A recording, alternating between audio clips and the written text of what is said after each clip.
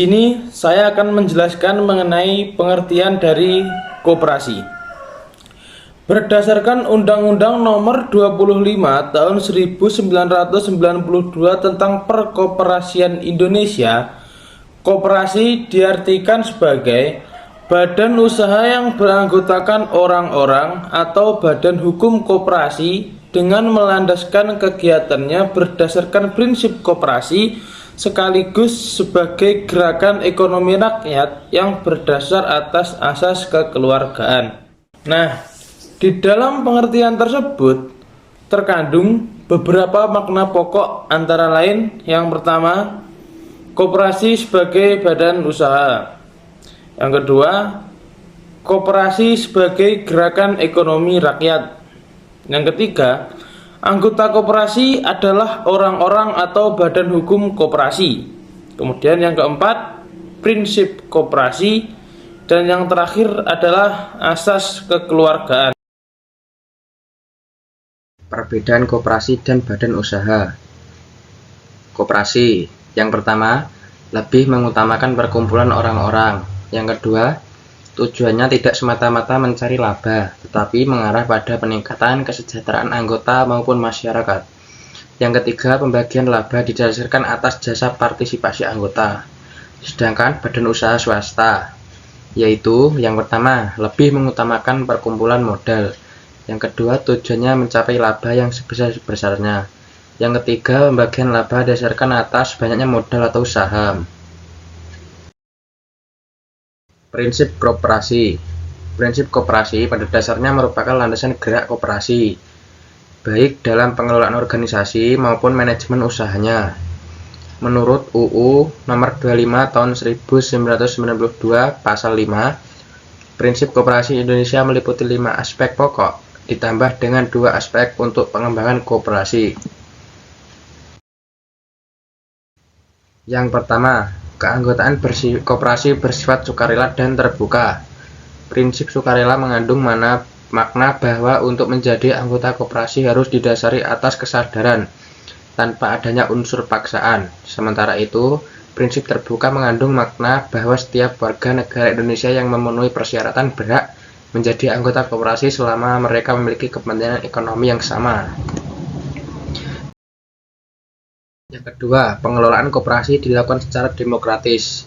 Prinsip ini mengandung makna bahwa pengelolaan koperasi harus didasarkan atas kehendak anggota yang ditetapkan melalui rapat anggota, kemudian dilakukan oleh anggota melalui pengurus, dan ditujukan untuk kepentingan kesejahteraan anggota. Yang ketiga, pembagian sisa hasil usaha atau SHU dilakukan secara adil sebanding dengan besarnya jasa masing-masing anggota. Koperasi harus menjunjung tinggi prinsip keadilan. Anggota yang banyak berjasa pada koperasi harus mendapatkan banyak bagian SHU atau sebaliknya. Jasa anggota ini bisa diperhitungkan dari besarnya partisipasi anggota, baik dalam pemupukan modal maupun dalam pemanfaatan layanan usaha koperasi. Yang keempat, pemberian balas jasa yang terbatas terhadap modal.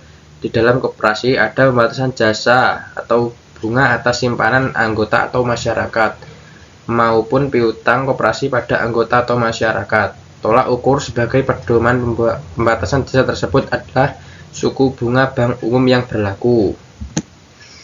Yang kelima, kemandirian koperasi harus mampu hidup sendiri, baik dalam hal permodalan maupun dalam pengelolaan organisasi dan usahanya, sehingga keberadaan koperasi benar-benar dilalui dan diperhitungkan oleh dunia bisnis pada umumnya.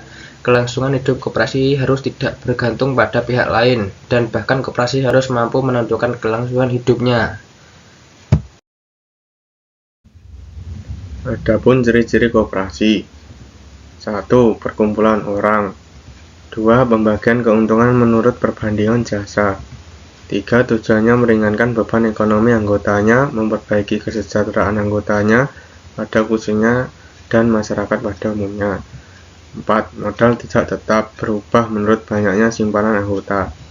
5. Tidak mementingkan pemasukan modal atau pekerjaan usaha, tetapi keanggotaan pribadi dengan prinsip kebersamaan. 6. Dalam rapat anggota, tiap anggota masing-masing satu suara tanpa memperhatikan jumlah modal masing-masing. 7. Setiap anggota bebas untuk masuk atau keluar atau anggota berganti sehingga dalam koperasi tidak terdapat modal permanen. 8. Seperti halnya perusahaan yang terbentuk perseroan terbatas atau PT, maka koperasi mempunyai bentuk badan hukum. Menjalankan suatu usaha. 10. Penanggung jawab koperasi adalah pengurus.